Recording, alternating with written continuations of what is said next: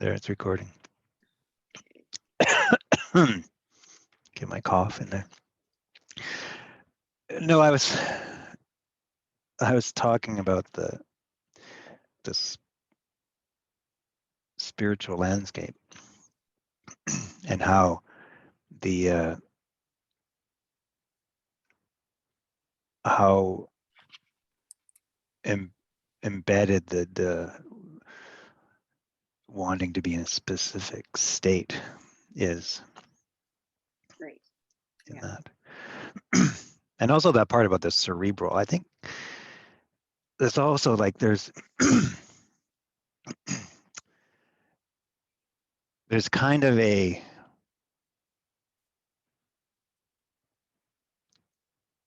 like mind is a 4-letter word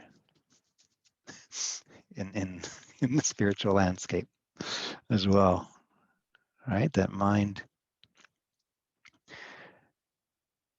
like that, that's really so I don't know what's the word, cerebral, right? And sorry, you talk for a bit. Okay, let's look at cerebral.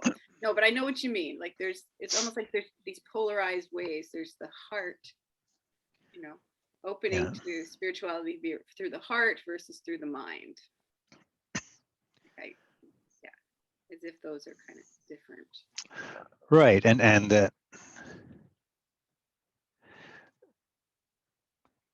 like people, I think we talked about this before, right? People will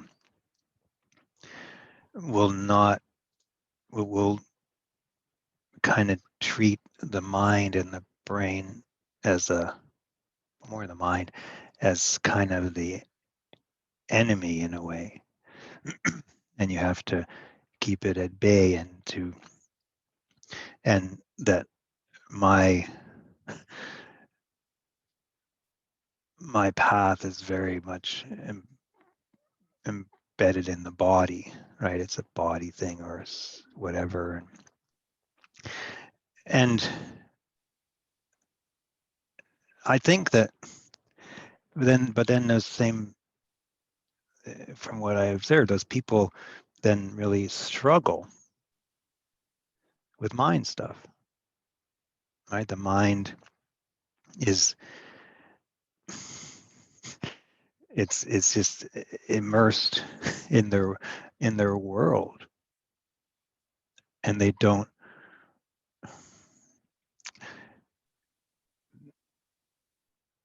see spending any time in that territory as fruitless, right? And it's you got to do emotional work, you have to do physical work, chakra works or whatever, energy work.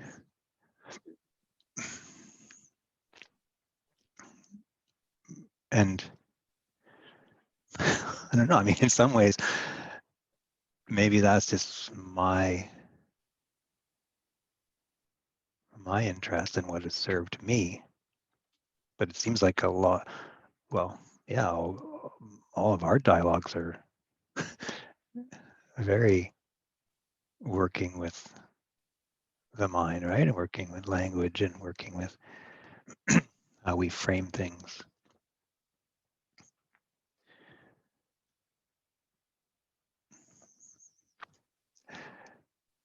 And I remember I was interested in kind of trying to get back into some kind of spiritual community. And so I went to visited the Zen group in Vancouver. And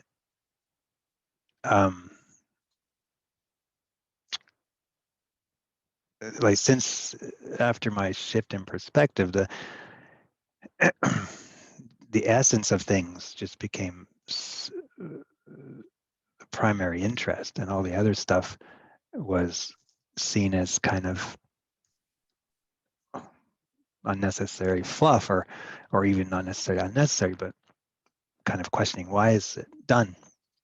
And I went to the Zen group, and everybody's dressed in kind of Japanese clothes, and it's very Japanesey, though lots of the Zen thing, and then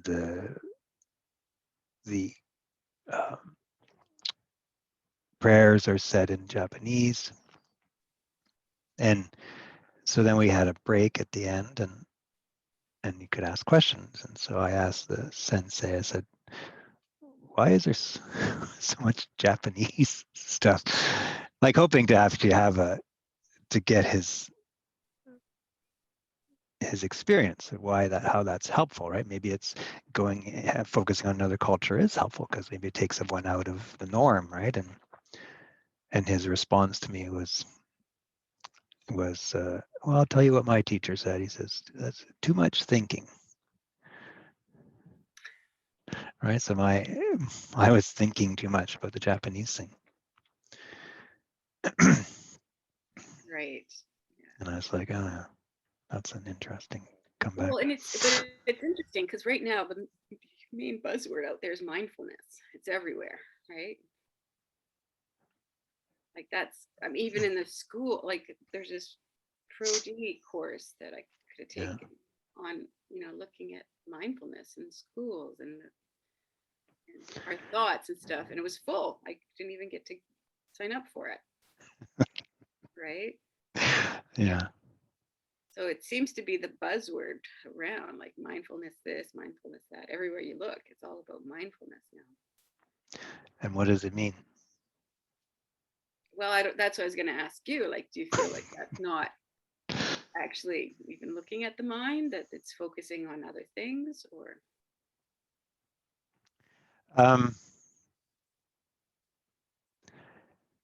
I think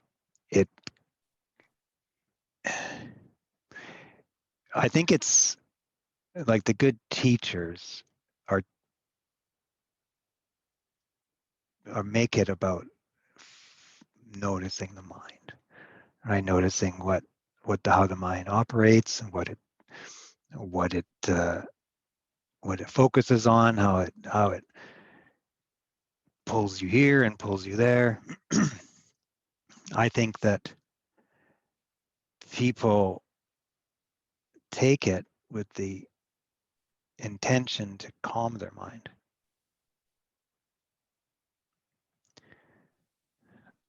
I think that that's majority of people's interest in it.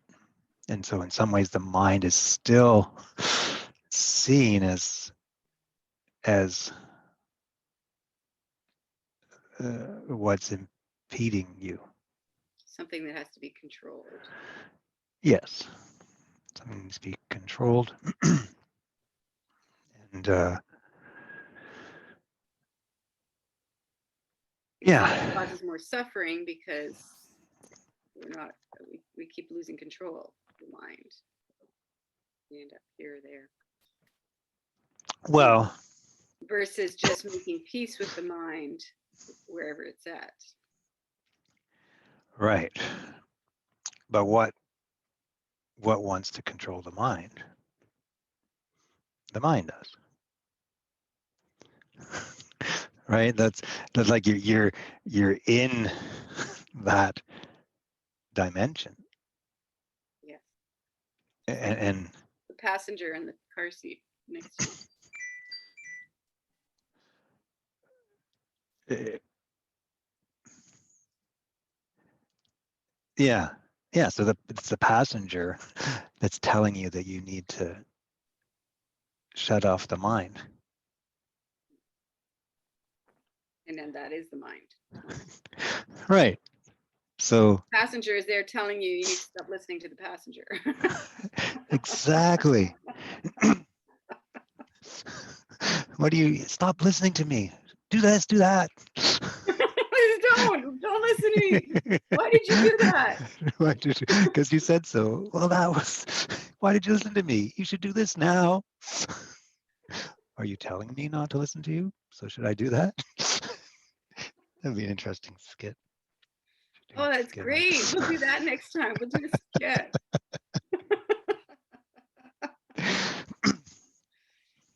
Do But it that's how, Python style. yeah, that's how uh, I don't know, inane is the right word for that. But it was really Hale that showed me that it was just like,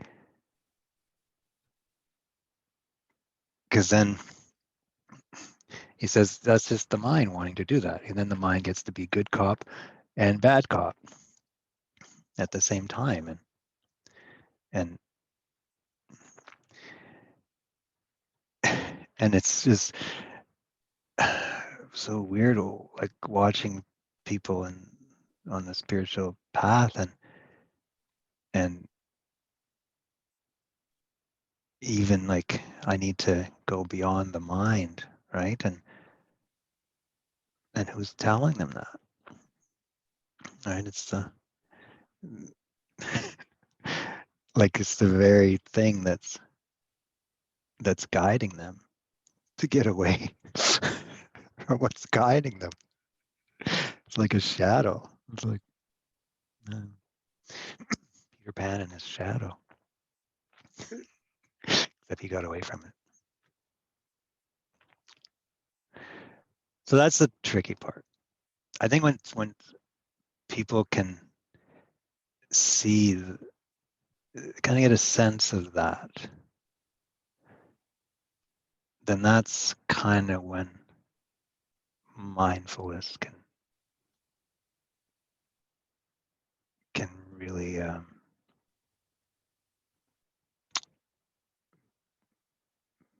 help. I don't know, help. Ease your suffering. Yeah, yeah. Because until then, you're really chasing your own tail in a way. Right. So, because we think we're going to quiet our mind, and that that's the ultimate, because then there's this blissful state. But Which is it's true. yeah, but it's really about ultimately we want to stop suffering. Well, that depends. Suffering over our suffering. Whether people do or not. It's hard to say, right? Like Yeah. that's what became was clear and was really shocking to me, that not everybody on the spiritual path is after the same thing. Right. And I mean, maybe ultimately everybody's after the same thing, the end of suffering, but that's like, I think if people were to choose between being free or being in bliss, they'd probably choose being in bliss. I guess you'd have to even like, so you have to like, I guess everybody would choose that. but like having bliss intermittently, I kind of maybe is what I'm. Right. Because that's like what you have, but like on intensives, you have these deep periods of bliss. And it's like, oh, I just want to stay here. Yeah. Right. And then come back, keep coming back It's like, oh, to I get back to. failed because I can't stay here in this blissful place. Yeah. I went through that so much.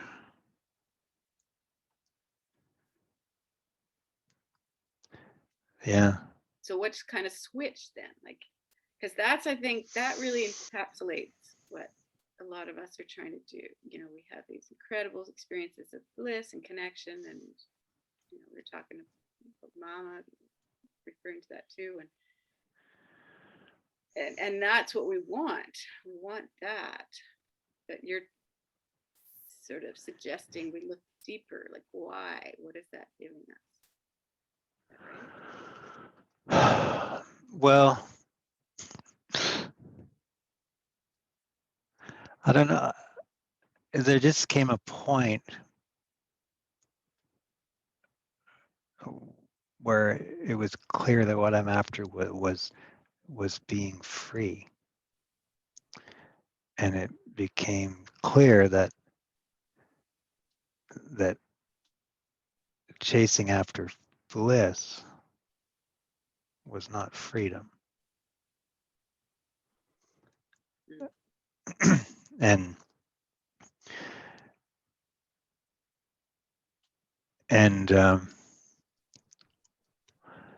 yeah, I don't know.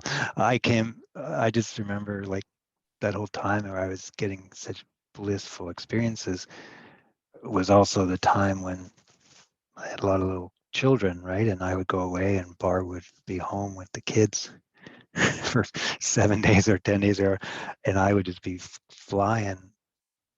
And then I'd get home and she'd hand me one of the kids, right? And say, okay, it's your turn. I've been doing this for a week, and I would just come crashing right down. And that it became clear, okay, this is not, it would be so painful. Like it would be almost as painful as the bliss. And then having experienced the bliss, it would make the not having the bliss that much more painful, right? It's like, oh, there's this other way of being. Why can't I always be that? And just brutal suffering. So then I was like, okay, that can't be it. So then I started being more curious. And when I would experience those states of bliss, I would be curious, okay, why am I experiencing this? Where typically I would just be the happy passenger, right? And just experience it and hang out there. Which it's that's kind of promoted, right? In a way, right? Well, don't think about it too much, right? And right, don't think about it, and don't, or else you'll lose it, right? Because then the mind will come back. And so I just started, well, why am I, and then I started noticing what mind was doing and where it was going and how quiet it was. And it really came, I was experiencing this in Sedona, and I was like really going into this blissful, expansive states. And I just, because I was always looking and noticing, I noticed that when I was in these expansive states, like my mind was still kind of doing what it does, but it was so small in proportion to everything else, right? To the vastness of being, that it was just like, you know, it's like you have a baby, but he's just hanging out there and in the living room and playing with his toys or whatever, and it's very unimpactful in your world, versus you're trying to sleep and you got a baby screaming in your face. So I went to Hale and I asked him, I said, well, it's all fine and dandy when I'm in these expansive states. The mind is so unimportant, but when it gets contracted back, the mind is not necessarily any bigger, but it's just the space is so much smaller. So it takes up so much more room and it becomes so much more prominent. And I was expecting him to give me some techniques on how to do that, but he just said, stop looking at states. And I was taken aback. I was like, what does he mean by that? He says, yeah, these states, they just come and go. Be more interested in what's always there, regardless of what state is you're experiencing. And yeah, that's when it all shifted really for me. And I guess I was just really ready for that little bit of guidance or whatever. But then, yeah, that became my interest, what's always here. And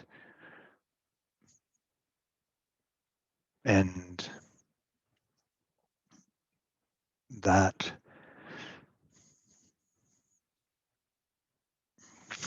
in some ways, like that's not quite as juicy, I guess, in some ways. And I think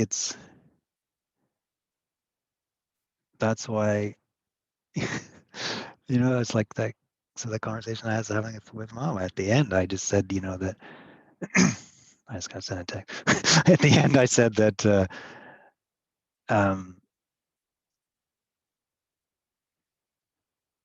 that like that doesn't interest me. The states of bliss and stuff, and like the ordinary is enough. And we kind of, if we read the like teachings and stuff,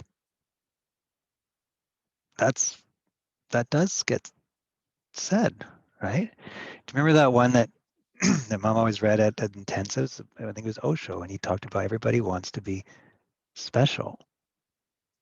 Do you remember that one? And she read that, like everyone, and no one wants to be ordinary. And in that ordinariness,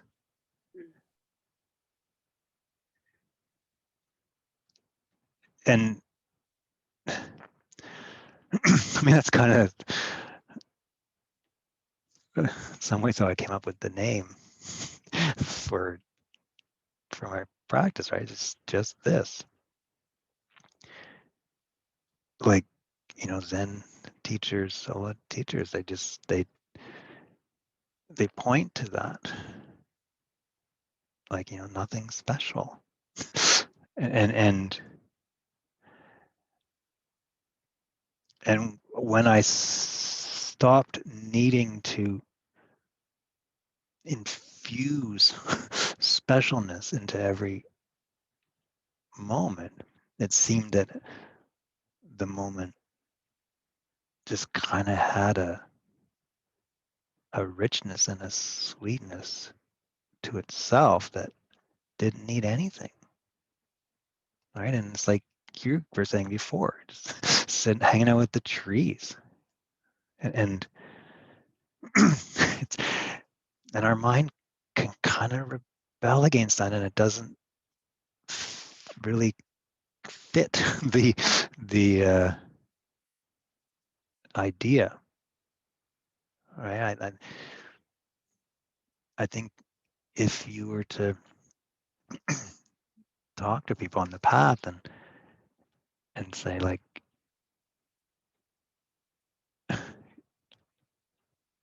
here's this path that where you can just hang out with a tree and be the quietness and peace, or you can have this path that from time to time you'll experience these exalted states of supercharged.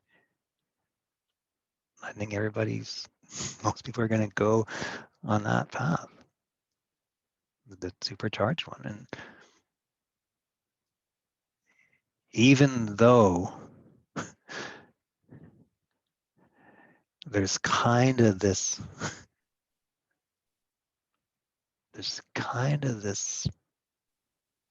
piece that is promoted, right? And it talks about, coming to that place where we can just be.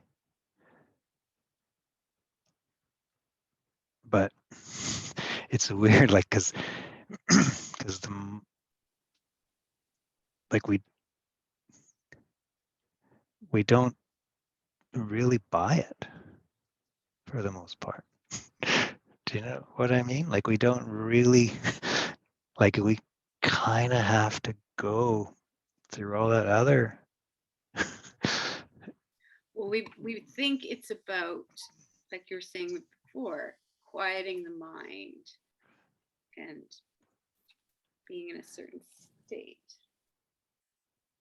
Like that, right? Like I can see what you say. Yeah, I rather than just being this just this stillness and sinking into, like you said, the richness of it, this moment, this eternal moment, that we have.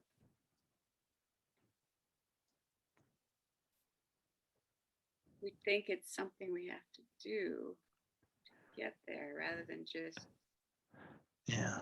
be there. I'm sort of seeing the words that realize we're already there, right? Yeah. Like yeah, I can see that. So once again, it's that mind trying to have some say in it, maybe, or take credit for something, or yeah. Yeah, it wants to help, and it thinks it needs to help. I was listening to this program about I think it's a German poet, Rilke. Ever heard of Rilke? Yes, I really like And he, them. there was this, and it was talked about, he says the journey is very long and there's very little to gain. And if you don't bring God with you on the journey, they won't be there when you get there. And I heard that. I was like, wow, I really like that. Like, I mean, the journey is long and there's actually absolutely nothing to gain. And I kind of thought, like, if you don't bring yourself along, you won't be there when you get to the end. Right.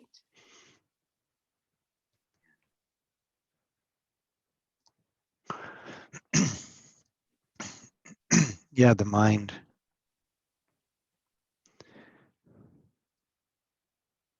The mind wants to help. I keep getting these images, like these the Zen images, the older person just totally content to sit under the cherry blossom tree, coming back to the Japanese thing, right? The whole, so there's something to that whole Zen thing, but it's about simplicity on the inside too, rather than just simplicity, removing all the distractions on the outside. Right. Sitting in that peace and sort of seeing, wow, yeah, these people, and you see it, like there's a lot of older people that seem almost have just sort of come to that place because they can just sit on the park bench and feed the birds and things are, there's a Wisdom. wisdom, completeness there, like it's just of this being. And for me, that has always been so into having adventures and exciting and wanting to see all these amazing places, which are still beautiful. It's just it's not like I stop, but that doesn't have, I can see how that doesn't have to be the reason, the goal almost. Like there's this, like I said, I really can feel that, the richness of just this now, this moment. Yeah. And I think if you explored like the being other places, that there's something that's happening in that moment that in some ways has nothing to do with the place. Mm. That like as it almost can't, because you also see people that are there seeing the same exact thing you are and they're miserable. Right? So that there's something. Part of it perhaps is that we travel so much and everything's so new that the self doesn't have a lot to attach to, perhaps. I mean, I don't know, like that would just be that so that was kind of how my brain kind of works, or I kind of trained it into working, is don't just buy into what seems obvious in this moment. Like what's right? So I'd be in those states. Why am I in these states? Right? Why? Yeah. Like, And that's cerebral. It's super cerebral. yeah. Well, like, okay, I'll just give this example. Yesterday, I get this phone call from Virgin, from the phone company. I was like, oh, do I answer it? You know, my phone says Virgin. I was like, okay, I answer it. So the guy's there, and I could tell he sounded like he had an Indian accent, right? And he's like, wondering, you know, if you have other family members. And I'm like, well, no, I'm not really that interested. And he goes, oh, well, about this. And I'm like, oh, so much. And then I just sort of out of the blue, I'm like, so where are you calling from? I wondered if he was in India. He's like, Toronto. And I'm like, oh, okay. But then I just started talking to him, right? I was like, yeah, how's it going over there? How are you being affected by COVID? And he says, well, actually, my family, my mom's in India, and she's, you know, she's got COVID. And it, so then we started talking. He's from India, you know, we had this long, lovely conversation. I was telling him about work away. Oh, I didn't know you could even do that, you know. And but it was this rich moment of just letting my, which I guess I'm thinking about it because that's what stands out for me about a lot of my travels, are these rich interactions with people. And maybe it's because I don't have baggage with people, you know, brand new people, different country. I don't have any protective armor on when I'm talking to them. I can just connect with them curiously and, you know, be actually, you know, interested in who they are.